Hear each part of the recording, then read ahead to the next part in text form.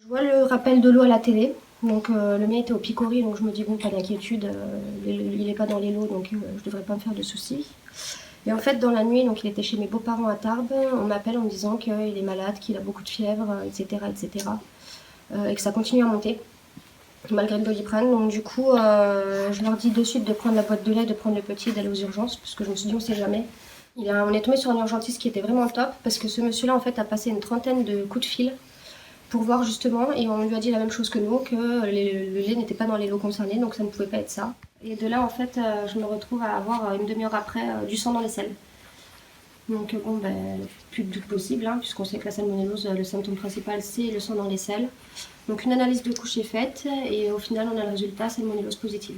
Je suis en colère, pas contre les médecins de Tarbes ou de la deuxième hospitalisation, parce qu'ils sont quand même beaucoup renseignés, ils ont quand même fait les analyses qu'il fallait.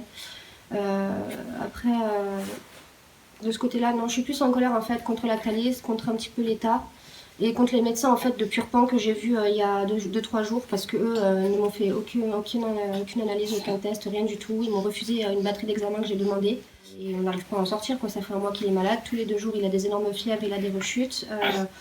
Enfin vraiment il est toujours malade quoi. Et j'apprends dans les médias que tous les enfants vont bien, que tout se passe bien, tout est beau, tout est rose. Pas du tout quoi. On est plusieurs familles à avoir les enfants à la 3e hospitalisation toujours malades, à devoir aller voir des spécialistes qu'on nous refuse en plus. Parce qu'apparemment on n'est pas des bonnes villes, voilà. Moi j'ai demandé à un spécialiste à Montpellier, on m'a dit que c'était pas possible parce que j'étais de Toulouse. Donc ça commence à être un petit peu pesant, tout le monde se renvoie la balle. Et puis personne ne prend ses responsabilités quoi. Donc au bout d'un moment il va falloir que les choses soient faites correctement parce que nous on en a marre tous parents, on est scandalisés, puis on en a vraiment marre de voir nos enfants malades quoi.